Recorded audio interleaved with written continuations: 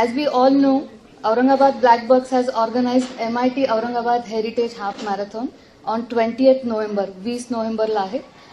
On that background, as ABB always promotes safe running, we have a informative program on safe running today. We have a brilliant team of doctors with us to enlighten us on that. गेल्या काही महिन्यात आपण बघतो की specially runners, cyclist किंवा इतर व्यायाम करणाऱ्या फिटनेस फ्रिक्सच्या बाबतीत अनेक घटना घडतात ज्या की अप्रिय आहेत फारच. आणि या घटनांच्या बाबतीत आपण बघतोय, ऐकतोय, बरेचदा थोड्याशा काळजीने किंवा थोड्याशा अवेअरनेसने या सगळ्या घटना टाळता येऊ शकतात. यासाठी थोड्याशा टेक्निकल गोष्टींची माहिती आपल्याला असणं जरुरी असतं. याच गोष्टींची माहिती देण्यासाठी आज आपण आमंत्रित केलं आहे डॉक्टर आनंद देवधर, डॉक्टर आनंद निकाळजे आणि डॉक्टर मिलिंद खर्चे यांना. याचबरोबर या प्रोग्राम बरोबरच आज आपले कॉम्रेड्स फिनिशर्स औरंगाबादचे डॉक्टर अजित गुले, माधुरी निमजे आणि नितीन चौधरी यांचा सत्कार सोहळाही आपण आयोजित केलेला आहे. लर्न बिफोर यू रन या सेफ रनिंगच्या पॅनलिस्ट डॉक्टर देवधर यांना मी विनंती करते की त्यांनी मंचावर यावं आणि त्यांचं आसन ग्रहण करावं.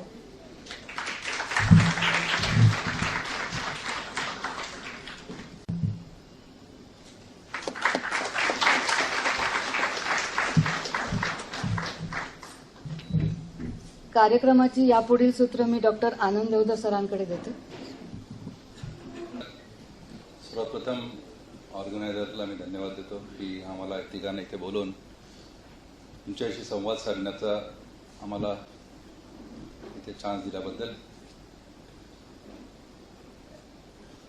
मला बोलवण्यात आलं कारण मी हृदयासंबंधित डॉक्टर आहे आणि रनिंग पण करतो म्हणून. आम्ही मिलिंद खर्चे जे स्पेशलिस्ट आहेत त्यांनाही त्यासाठी इन्व्हाइट केलं आणि डॉक्टर आनंद निकाळजे जे स्वतःही रनर आहेत. आणि अजून एक विषय रिसेंटली जे आपण अनुभवला गेल्या 2 वर्ष ते म्हणजे कोविड. एक थोडासा भाग कोविडमुळे रनिंगवर काही परिणाम होतो का आणि रनिंगचा कोविडवर काय परिणाम होतो किंवा त्याच्यामुळे काही चेंज करायची किंवा गरज आहे का, असे 3 भाग आम्ही या पर्टिक्युलर सेशनमध्ये कव्हर करायचं ठरवलं. आपण सर्व रनर्स आहात त्यामुळे मी रनिंग या विषयावर काही फार बोलणार नाही. पण हे असं वाटेल की हे कोल्हापूरच्या इन्सिडेंट्समुळे घडलंय का, नाही तसं काही नाही आहे. ऍक्च्युली हा प्रोग्राम करायचा 1 महिन्यापासून चर्चा चालू होती. फक्त ते डेट्स सगळ्यांच्या एकमेकांना मॅच होत नसल्यामुळे ते असं घडलं की ते मागच्या आठवड्यात कोल्हापूरचा इन्सिडेंट झाला आणि आज झालं. तर ते हा योगायोग म्हणायला पाहिजे, फक्त हे प्लॅन नव्हतं. कोणत्याही मीडियामध्ये निगेटिव्ह गोष्ट फार पटकन उचलली जाते आणि पॉझिटिव्ह गोष्टीला बराच वेळ लागतो. आणि कारण काय की निगेटिव्ह गोष्ट पटकन खपते, पॉझिटिव्ह गोष्ट खपत नाही. मागच्या रविवारी मी, सचिन आणि अजून 2-3 जण सातारा मॅरेथॉन पळून निघालो आणि मॅरेथॉन संपली 10:30 वाजता. आम्ही 11:30 वाजता कारमध्ये होतो आणि 11:30 वाजता व्हॉट्सअपवर ऑलरेडी न्यूज आलेली होती की 1 जण गेला आणि पुढच्या 1 तासाभरात अख्ख्या भारतभर ही न्यूज पसरली. सातारा मॅरेथॉन खूप सुंदर मॅरेथॉन आहे, आपल्या बऱ्याच जणांनी केलेली आहे. वेदर चांगलं आहे, ट्रॅक खूप छान आहे, इंटरेस्टिंग आहे.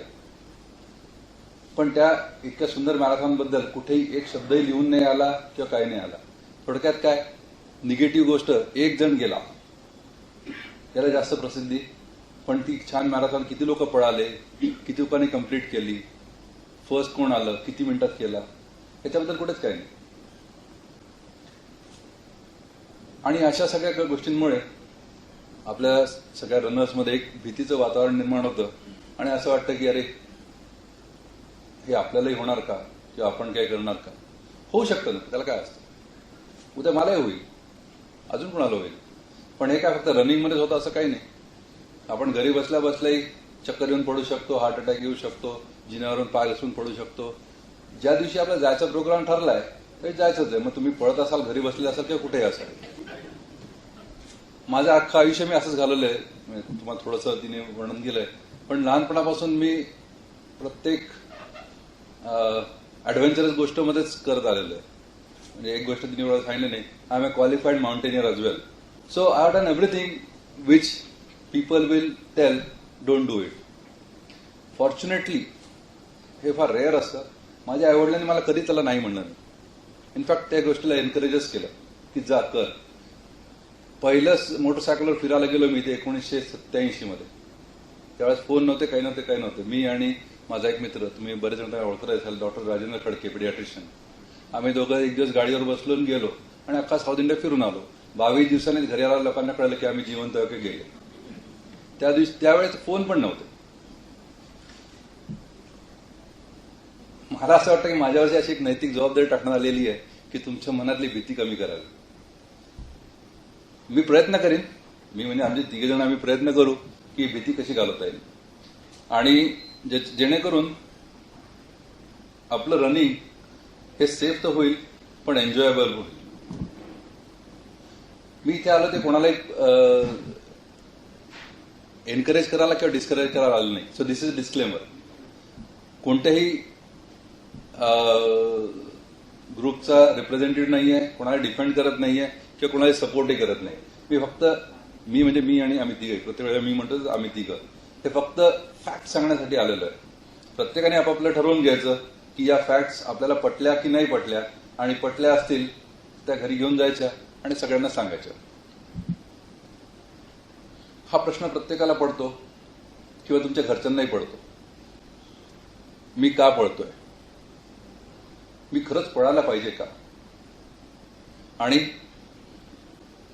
घरच्यांना पडत असतो हा का पळतोय किंवा हे का पळतोय किंवा ही का पळते आणि हिने खरंच पळायला पाहिजे का.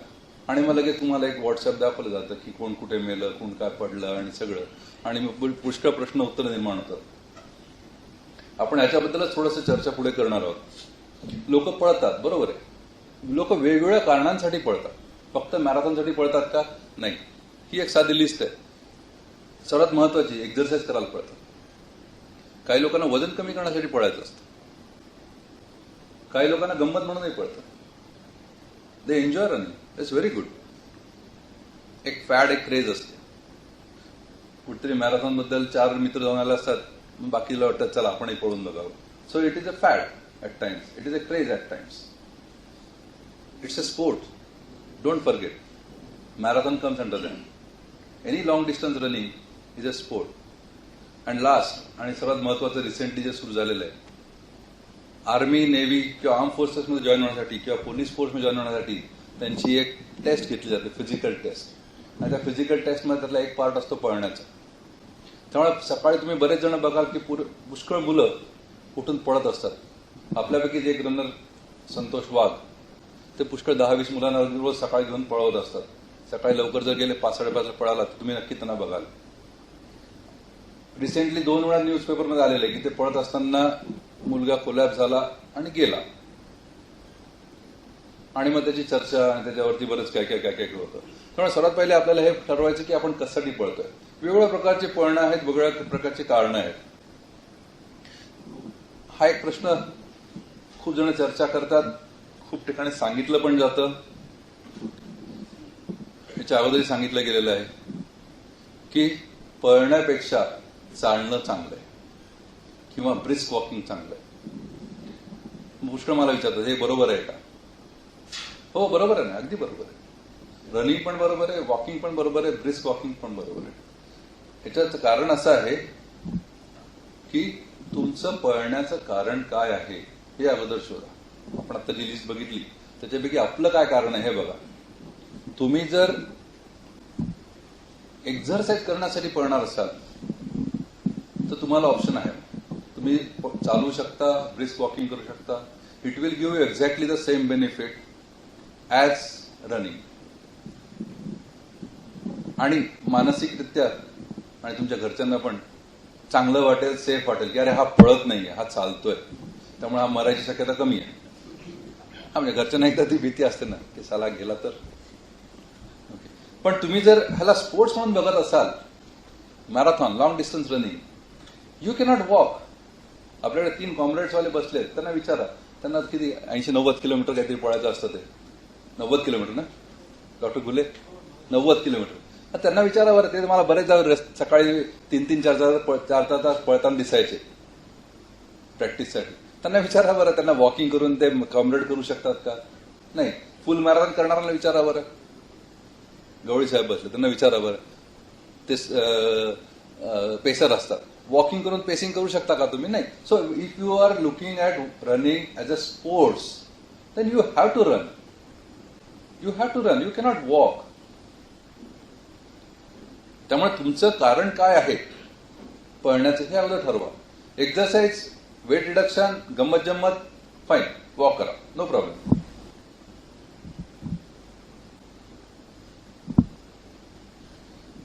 हे काय आलं? हो, ऍक्सिडेंट्स आहे की नाही? ट्रिपल सीट, चौपल सीट, मोबाईलवर बोलणे, मोबाईलवर टेक्स्ट करणे वगैरे वगैरे, अशा बऱ्याच गोष्टी आपण रोज बघतो आणि क्वचित प्रसंगी करतो पण. आणि त्याचं रूपांतर काय होतं? ऍक्सिडेंट. आणि एखादा खूप मोठा माणसाचा ऍक्सिडेंट झाला, आता मिस्त्री साहेबांचा झाला की लगेच त्यावरती खूप चर्चा होते आणि ज्याला त्यातलं फारसं काही कळत नाही असे त्याच्याबद्दल आपले आपले ओपिनियन देऊन मोकळे होऊन जातात. मग त्याने सीट बेल्ट लावला होता की नव्हता, आणि त्या मॅडम किती फास्ट चालवत होत्या आणि रस्ता कसा होता याच्यावर त्यांचं चर्चा होऊन जाते. कारण आजकाल ना व्हॉट्सअप युनिव्हर्सिटी फार ऍक्टिव्ह असते.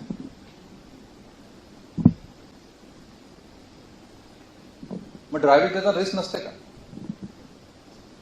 असते का नसते? असतेच. तरी आपण ड्रायव्हिंग करतो का? तर मला असंच कोणतरी एका फोरममध्ये बोलत असताना त्यांनी सांगितलं की नाही, ती आवश्यकता आहे, गरज आहे, आणि म्हणून आपण ड्रायव्हिंग करतो. अरे 30 वर्षापूर्वी कुठे कार होत्या? 35 वर्षापूर्वी कुठे कार होत्या? 50 वर्षापूर्वी कुठे व्हेकल होते? तरी लोक चालायचेच ना. तर I don't think it is a necessity. आणि अगदी मान्य की ती नेसेसिटी आहे, तरी आपण त्याचे नियम पाळून, सेफ्टी नॉर्म्स पाळून तरच चालवतो. आणि तुम्ही सगळ्यांनी जर सेफ्टी नॉर्म पाळून चालवलं तर ऍक्सिडेंट होण्याची शक्यता कमीच होऊन जाते. प्रॉब्लेम कुठे सुरू होतो? जेव्हा सेफ्टी रूल्स पाळत नाही. मग आपण डिस्कस करतो, ब्लेम करतो, वी फाइंड अ स्केप गोट. कोणाला तरी ब्लेम केलंच पाहिजे की नाही. थोडी चर्चा होते, मग विसरतो आणि परत सेम सुरू होऊन जातं. परत नेक्स्ट ऍक्सिडेंट दिसतो. आपण गव्हर्नमेंटला ब्लेम करतो का? आपण आरटीओला ब्लेम करतो का? व्हेकल मॅन्युफॅक्चरिंग चूक असते का? पोलिसांनी बरोबर काम नाही केलं? नाही, आपण यांना कोणाला ब्लेम करत नाही, कारण त्याच्यावर ब्लेम नसतोच. ब्लेम हा पूर्णपणे त्या ड्रायव्हरवरच असतो, आयदर या व्हेकलच्या किंवा त्या व्हेकलच्या किंवा पायी चालणार. या चौघांना ब्लेम करून फायदाच नसतो. हे सांगण्याचं कारण असं आहे की मॅरेथॉन ऑर्गनायझर जे असतात त्यांचे काही अशी इच्छा नसते की ते सगळे सेफ्टी नॉर्म पाळतच असतात, पण तरी शेवटी बदनाम कोण होतं? ऑर्गनायझर्स. त्यामुळे आपण यांना जर ब्लेम करत नसतील तर लॉंग डिस्टन्स रनिंग किंवा मॅरेथॉन ऑर्गनायझर ब्लेम करण्याचं काही करत नाही. Okay, if it bored you, तुम्हाला असं वाटलं की याचा काही संबंध नाही, let's talk about the sports. किती लोकांना वाटतं की स्पोर्ट्स सेफ आहे? Okay, we can divide safe sports and non safe sports, और डेंजरस स्पोर्ट, और ॲडव्हेंचरस स्पोर्ट. मान्य? सगळ्यांना मान्य आहे. Cricket, football, badminton, table tennis, hockey, हे सगळे सेफ गेम्स आहेत. पळणे, मोटरसायकल, ट्रेकिंग, माउंटनेरिंग, हे सगळे डेंजरस गेम्स आहेत. हे सगळ्यांना पटतंय ना? Okay, look at this. Who says they are safe? They are not safe at all. क्रिकेटमध्ये कितीतरी ग्राउंडवर लोकांचे मृत्यू झालेले आहेत, फुटबॉलमध्ये झालेले आहेत, बॅडमिंटन कोर्टवर झालेले आहेत. टेबल टेनिस तर मी पर्सनली कोणाला तरी ओळखतो who died during playing table tennis. Then how can it be safe? ते सगळेजण त्यांच्यामध्ये सेफ गेम खेळत असतात, पण तरी मरतात. 1980 मध्ये आपल्या इथे औरंगाबादलाच, मेडिकल कॉलेज औरंगाबाद, जीएमसी औरंगाबादला, एकाचा क्रिकेट खेळताना मृत्यू झाला. क्रिकेट खेळत असताना त्याला छातीवर बॉल लागला आणि died on the spot. 1980 Aurangabad. मग क्रिकेट अनसेफ आहे, बंद करा.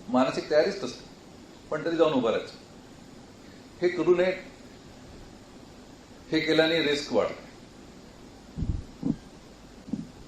Taking undue risk. सगळ्यांना सबटूची फार हौस असते. नाही सबट्यू तर 2:10 मध्ये झालंच पाहिजे. यार त्यांनी तर 2:10 मध्ये केलं, मी 2:08 मध्ये करू का? का पण this undue risk. Are you ready for it? Have you practice for it? No. Just because somebody else is trying to do sub two. No, don't try. It is undue risk.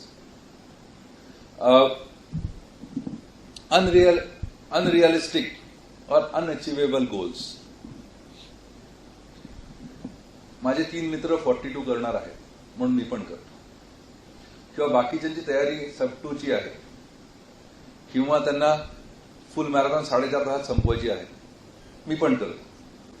अरे तर मी जर म्हणलं की मी सबटू करतो तर तुम्ही सगळे हसणार, मला माहिती आहे. If I put that goal as sub 2, it is unrealistic, unachievable. You have to think of your age as well. So don't put unrealistic, unachievable goals. What happens is, तुम्ही ते unachievable goal ठेवता आणि मग त्याच्या मागे लागता, सब 2 साठी प्रयत्न करता आणि मग सुरुवातीपासून जोराने पळायची चालू ठेवता. तुमची बॉडी तयार नसते त्यासाठी, हार्ट तर नसतंच. मग थोड्या वेळाने तुम्ही थकता, पण ते डोक्यात असतंच, अरे यार त्याचं होऊन जाईल, सबटू माझं नाही होणार, त्याचं होऊन जाईल, माझं नाही होणार. आणि त्या ह्याच्यामध्ये तुम्ही आणखीन पुढे पडता आणि मग ऍक्सिडेंट होतात. त्यावेळेस तुम्ही कोणालाही सांगत नाही की तुमच्या डोक्यात काय चाललेलं असतं, आणि एकदा गेल्यानंतर तर कोणालाच माहित नसतं, अजून तरी नाही. So don't put unrealistic goals, unachievable goals. Think what you can do.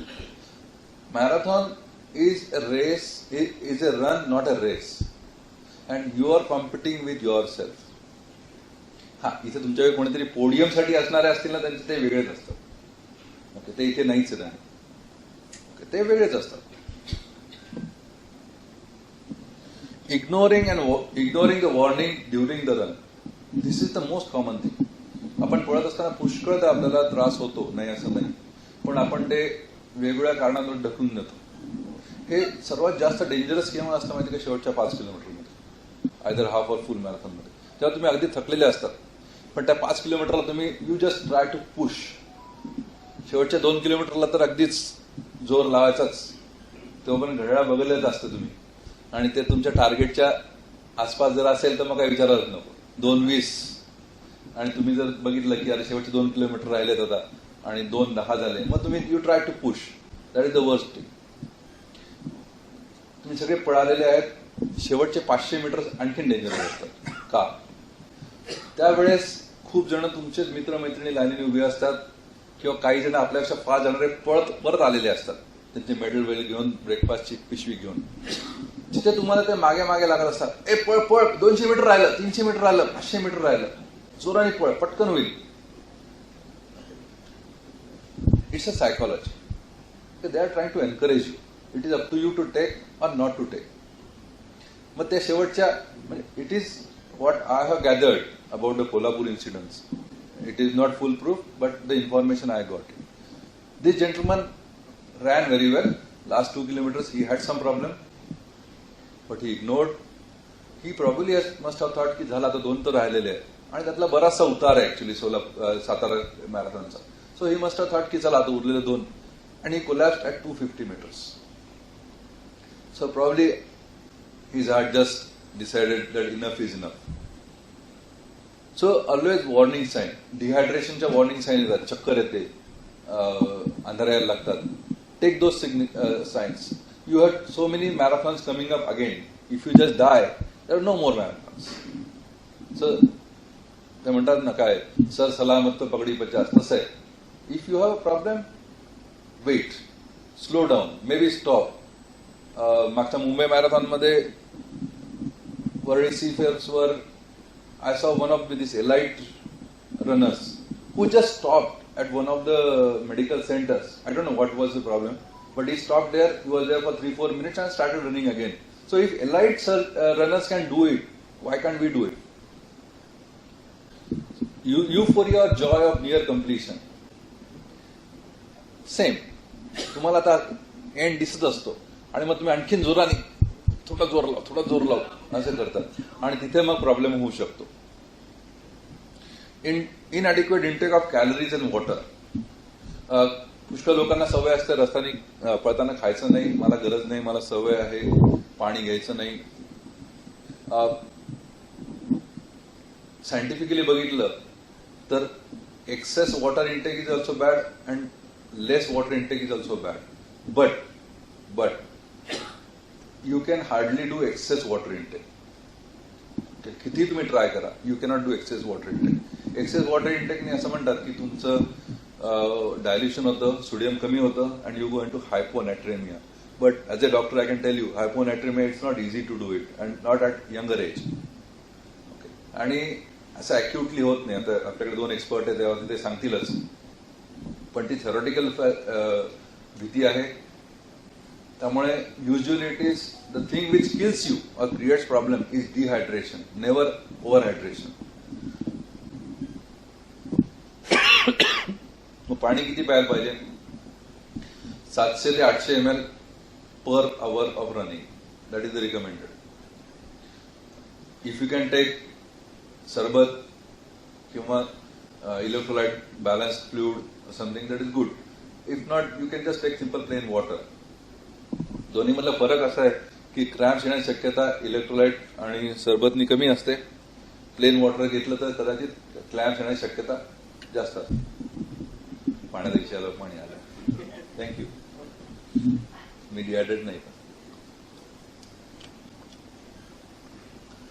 Calories intake don't ignore. Especially तुम्हाला जर डायबिटीस असेल, वय जास्त असेल तर कॅलरीज इंटेक हे झाल्याच पाहिजे. एका लेवलच्या नंतर तुमच्या मसलमधलं ग्लुकोज आणि ग्लायकोजन सप्लाय संपतो. तो लिव्हरपासून मिळतो, तो पण थोड्या वेळाने संपतो आणि मग सुरू होतं ज्याला म्हणतात कीटोॲसिडोसिस. ओके. किंवा ऍसिड फॉर्मेशन. आणि ऍसिड फॉर्मेशन एका लेवल नंतर हे घातक असतं. त्यामुळे कॉन्स्टंट जे जेल सप्लाय म्हणा किंवा खायचं जे असेल ते खाऊ शकता तुम्ही, ज्याच्याने कॅलरी इंटेक चालू राहील आणि तुम्हाला प्रॉब्लेम होण्याची शक्यता जास्त कमी होते. Ignoring weather conditions. आपण सर्वांनी मुंबई पळालेलो आहोत.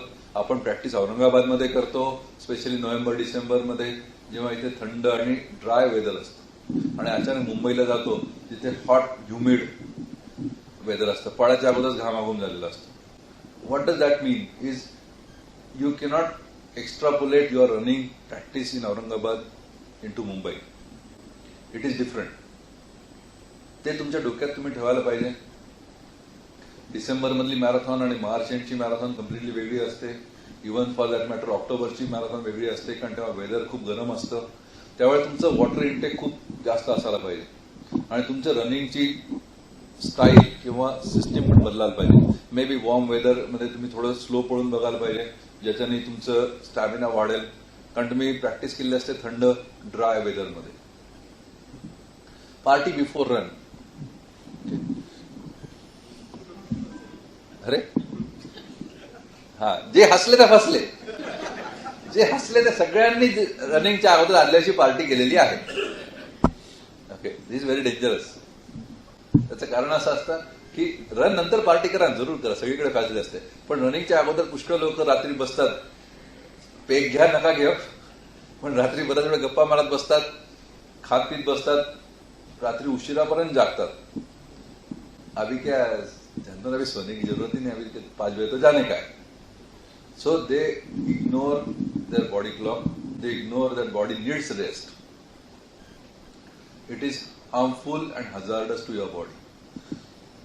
त्यामुळे तुम्हाला जी काय पार्टी करायची ती रन नंतर करा. Post run party is I will also come, but not pre run. And have good food before, not heavy meal but adequate good food, simple food. Don't party, no, preferably no alcohol.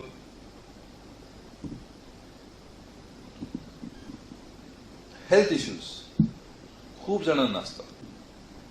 Either they are pre existing और they R hidden. आपल्या प्रत्येकाला काही ना काही आजार असतात. Simple हार्टचे problem, simple problem असेल किंवा हार्टचे प्रॉब्लेम असेल. सिंपल अगदी म्हणजे डायबिटीस असतं, ब्लड प्रेशर असतं, थायरॉइड असतं, किडनी प्रॉब्लेम असतो, काहीच नाही तर नी प्रॉब्लेम असतो, वजन जास्त असतं, पोटाचे आजार असतात, लिव्हर, खूप मोठी लिस्ट आहे. काही ना काही आजार असतात. त्याचे प्रत्येकाचे आपले आपले पळण्यावरती परिणाम असतात. त्यामुळे तुम्हाला जर प्री एक्झिस्टिंग हेल्थ इश्यूज असतील तर त्याच्याकडे दुर्लक्ष करू नका. तुमच्या डॉक्टरने दिलेला सल्ला नक्की पाळा. हिडन म्हणजे आपल्याला माहितीच नसतं, कारण आपण कधी टेस्ट केलेलं नसतं किंवा टेस्ट केलेले असतात 7 वर्षापूर्वी. केली ना 7 वर्षापूर्वी टेस्ट. 7 वर्ष आता 7च मी पळतोच आहे ना 7 वर्षापासून. पण दुसरे आजार असू शकतात ना.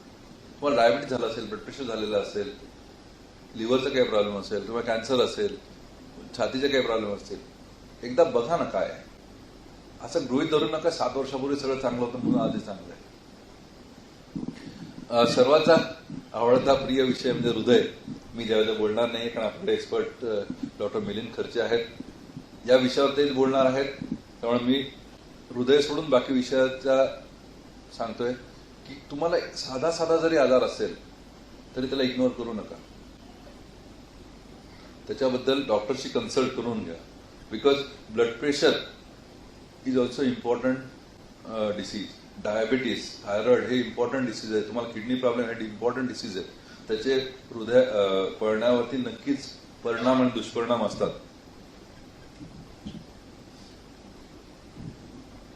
पुष्कळदा विचारलं जातं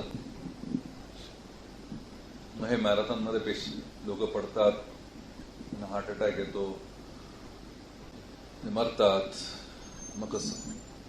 व्हॉट इज द इन्सिडन्स? तुमच्या मते किती कॉमन असेल? रफली आयडियाच नाही, guess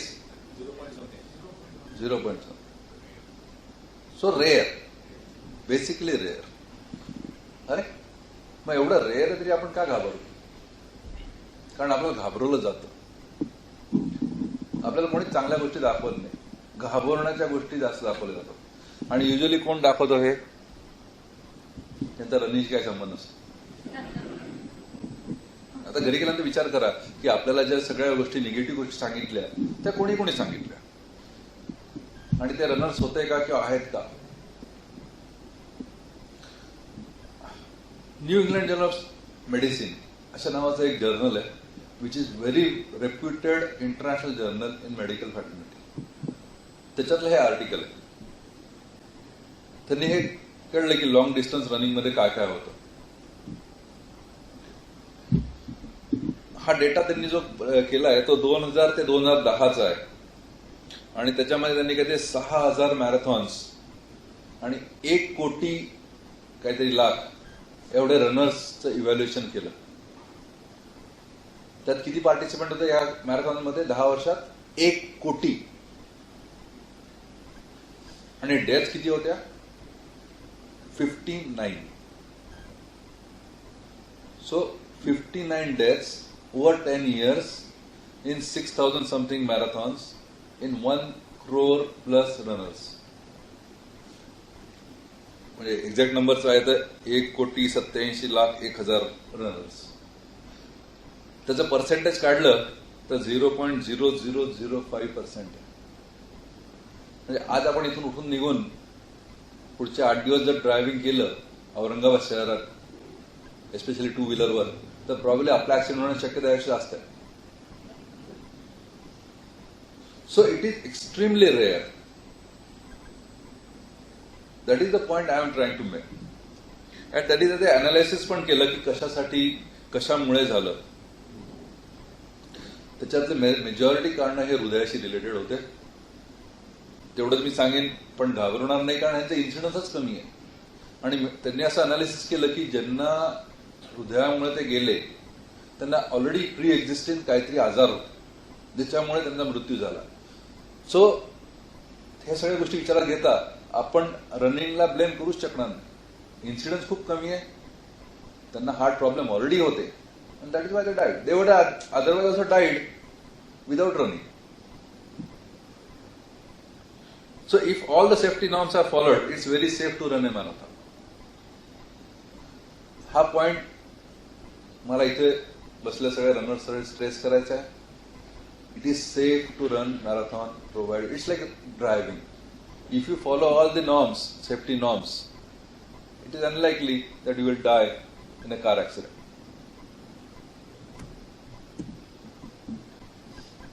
I have got some suggestions for new runners. इथे आपले सगळेच सीझन रनर्स आहेत, पण न्यू रनर्स साठी सजेशन आहे. सर्वात पहिले, are you physically and mentally fit to run? So analyse it. If you are not physically और mentally prepared for running, don't run. अगदी सुरुवात करायच्या अगोदर सर्वात पहिले एका डॉक्टरकडे जा आणि त्याच्याकडून पूर्ण हेल्थ चेकअप करून घ्या. तुमचं वय वर्ष 15 असलं, 18 असलं, 20 वर्ष असलं तरी, कोल्हापूर इन्सिडेंट मधला जो गेलेला व्यक्ती आहे त्याचं वय 32 होतं. तुम्ही म्हणाल 32? हो.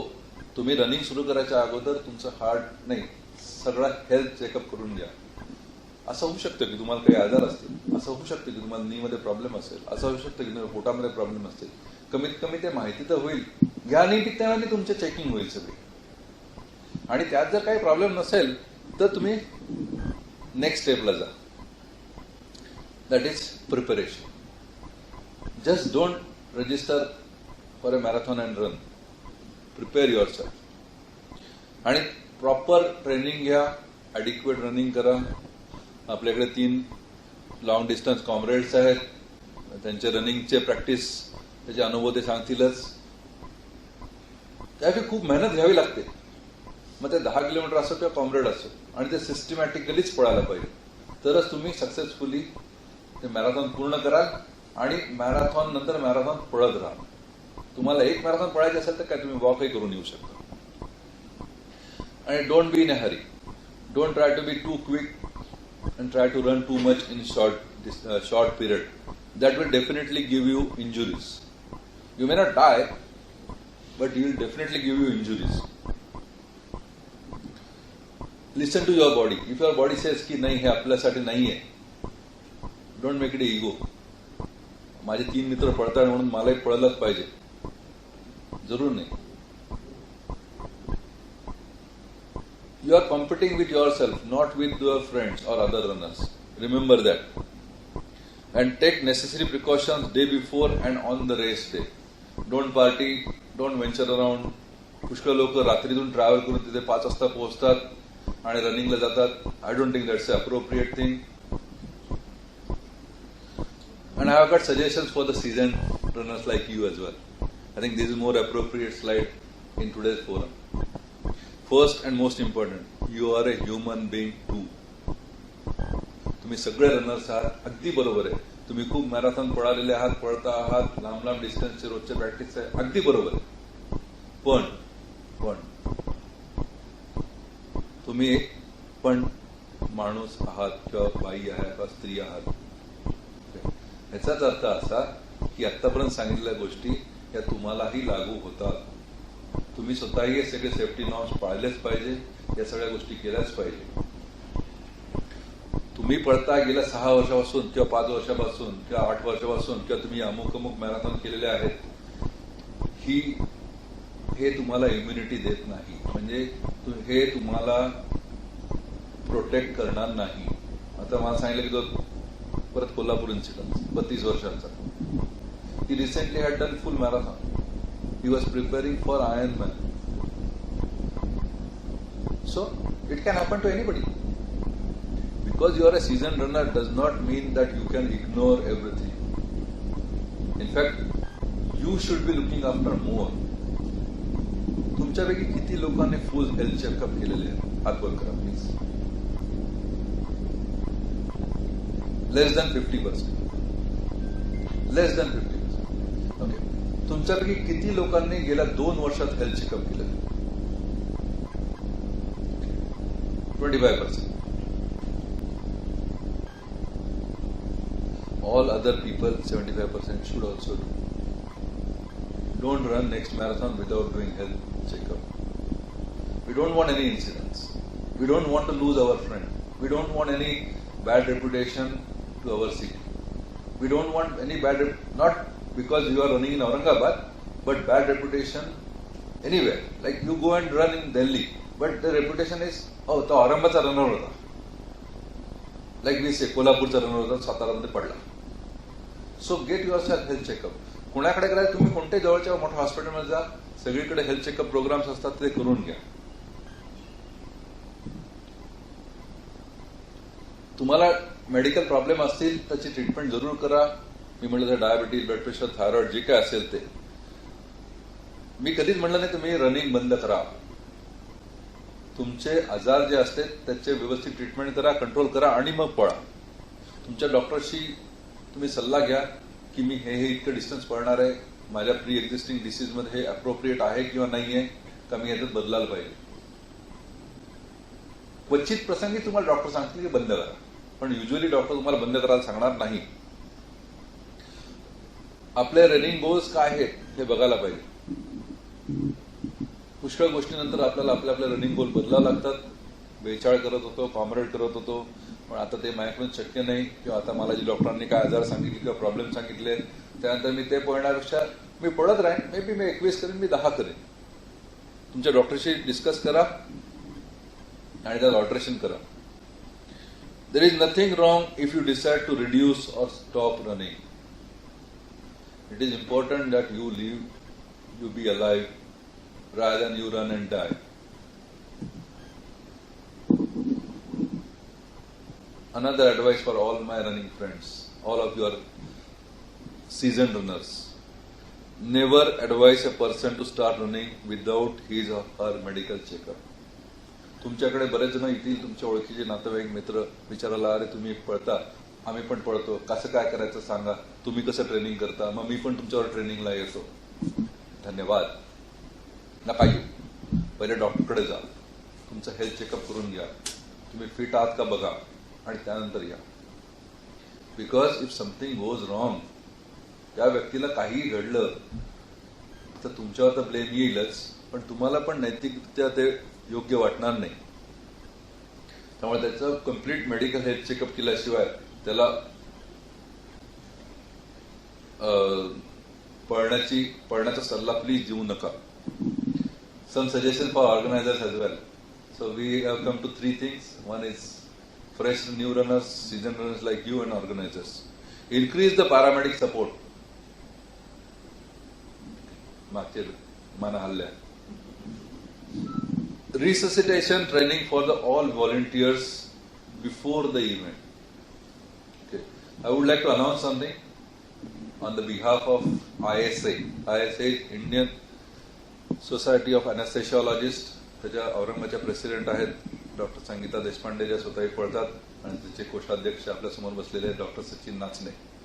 त्यांच्यातर्फे ऑफर केलेली आहे आपल्या सगळ्या व्हॉलंटियरसाठी आणि ऑर्गनायझेशनसाठी की ते ट्रेनिंग सेशन कंडक्ट करू इच्छितात.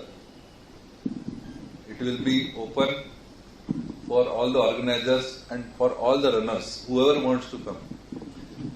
रिससिटेशन कसं करायचं, म्हणजे रस्त्यात जर कोणी तुमचा रनर पडला तर त्याला काय काय करता किंवा प्राथमिक उपचार काय करायचं हे ते शिकवायला तुम्हाला तयार आहे.